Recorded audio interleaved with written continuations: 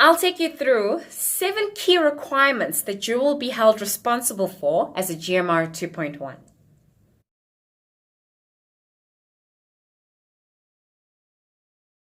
Hi guys, welcome back to my channel. Thank you so much for all the love that you guys have shown.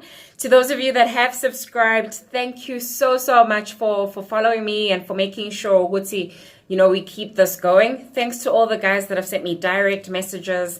Those of you guys that have emailed me and we were exchanging content, I really appreciate it. For those of you that haven't subscribed, please do. Basically, what I share about on my channel is around engineering, especially around certification, getting accredited as a professional engineer. I share around leadership and also career development. I'm a true believer in that. It means nothing really when we go out there, we get these degrees and qualifications. As we grow, we're getting wiser, we're learning from the different experiences that we're exposed to and that we encounter. But then if we don't share with one another, if we don't impart it on other people, and if we don't apply everything that we're learning, then it's truly meaningless.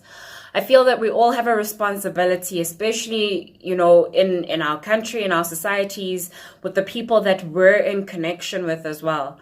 So if you do have a talent, if you do have a niche, or if you do have a skill or something that God has blessed you with, and you're not sharing it and using it to make someone else better, then you're truly missing out, because the feeling of fulfillment, knowing that you've helped someone else, is so priceless and is so irreplaceable. So I do encourage you guys, it doesn't have to be a YouTube channel, but in any way that you feel that you can make an impact, even if it's to one person, please do so. So I've gotten a lot of questions, especially around the GCC, and that's the Government Certificate of Competency. One of the key reasons that I started posting about this is because when I was looking for information, when I was looking to register and write the 2 exams and get my certification, I couldn't find a lot of information online. Even with some of the people that I knew at the time, they didn't have a lot of whether it was the content, the past papers, information on who to contact, especially if I wanted to get a quick response, because sometimes it does take a while to get a response from the Department of Labor. Also, with some of the key tips and skills, especially from those that have been through the process before, on how I don't have to struggle to get the accreditation and get the certification. So what I'm trying to do is share from my experiences. I'm not saying it's the only way, but at least from what I have gone through, so that you guys can not go through the same thing and make it easier for you as well. Some of the questions that have come through, in fact, one of the questions that has come through is, what is a GMR 2.1 or the Assistant 2.7 really responsible and held accountable for? So yes, we can generalize and say it's for the safety of the people on site, especially through ensuring that machines are in good condition. But when you get your appointment letter, ensure that you're asking especially your head of department or your line manager and leader of the site to break down what it is that you will be held accountable for. The first person that the Department of Labor will ask for when there is a serious injury on site is, show me who your GMR 2.1 is, and show me that, and they will ask the 2.1, show me that you have, by all means, as reasonably practicable as possible, that you have complied to the law.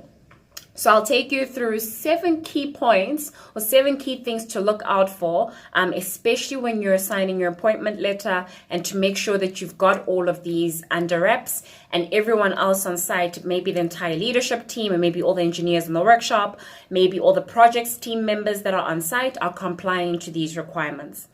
Are those machines and the way that they're installed being used for what they are intended to be used for? So very simple, your manufacturer or whoever's installing the machines for you, they'll obviously have an OEM, or obviously have a manual to share with you.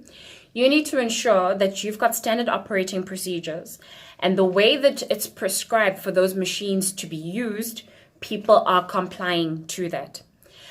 If not, make sure that you've got the rest of the team that's obviously working with you, supporting you, ensuring that they draw up standard procedures, whether it's the way that it's meant to be operated, how it's meant to be maintained, how it's starting up, how it's shutting down, how you're ramping it up, ramping it down, because if ever someone uses it the way that they're not supposed to, it causes an injury, you'll be held liable for not standardizing how those machines are meant to be used. The times when you do have injuries, you find that more chances than not, it's during ad hoc activities where there is no permit in place, or it's a non-routine task that is taking place.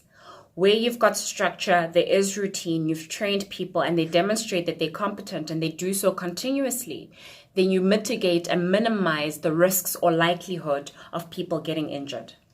So after you've established that you've got the machines in place and they're being used for what they're meant to be used for and are operated the correct way, you need to also ensure that the maintenance procedures, including how they operated fine, but how your maintenance scheduled and how they're kept is in such a way that it doesn't expose people to danger. So in your maintenance procedures, whether you're scheduling your preventative maintenance procedures, your breakdown maintenance procedures, your condition-based maintenance procedures, even your planned time-based maintenance procedures, ensure that it's maintained in such a way that it mitigates and prevents people from being exposed or any hazard in that matter. So a typical example is in a workshop where you've got your drill and your drill bits are not maintained, so you're not replacing and maintaining your tools, and you've got bits of metal and scrap flying everywhere, poking someone's eye out. It'll be checked that you've got maintenance procedures to make sure that you replace worn out tools in a right manner. Or if you've got an electrical installation and at your connection, you've got your wires that are exposed, your insulation is peeling off and it's exposing people to electrocution, then you know that you've got an issue and your maintenance procedures aren't sufficient. One of the key things to ensure is that you've got precautionary measures and you've got preventative measures to make sure that people are kept safe. One of the key things that you'll be responsible for as a GMR 2.1 appointee is ensuring that there are preventative or precautionary measures to ensure that people are protected from injury or harm. The key tools you can use is your primitive controls for safety, so how you can eliminate, substitute, isolate, you can engineer the problem out, you can use admin, and the last resort is using protective equipment, so PPE. One of the things that you'll be responsible for is to ensure that machines are safeguarded. So where you've got rotating equipment or the risk of someone injuring themselves due to the machine, make sure you've got sufficient guarding. In the OSH Act, especially in your general machinery regulations, it does stipulate some of the guidelines on the right and sufficient guarding that is required. Also in your mechanical regulations, especially with your driven machinery, your general machinery and the rest of them, it does stipulate some of the steps that you can follow and what to look out for by law to ensure that as far as reasonably practicable, your employees are safe. If you can, by all means, try and keep a file of all the statutory tests and all the statutory inspections that need to get done in your site.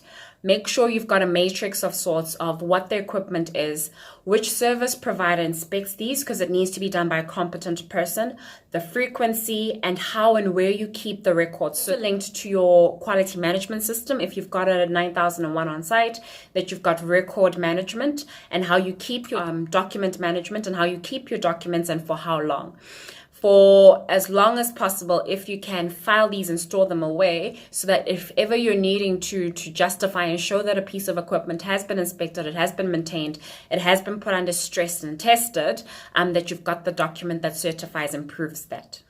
Try by all means when conducting your risk assessments on site to ensure that the operators, the engineers, and anyone who's basically going to be interacting with that machine as part of the risk assessment, they understand the risks and also the mitigating factors and the controls that you have in place to prevent them from getting injured.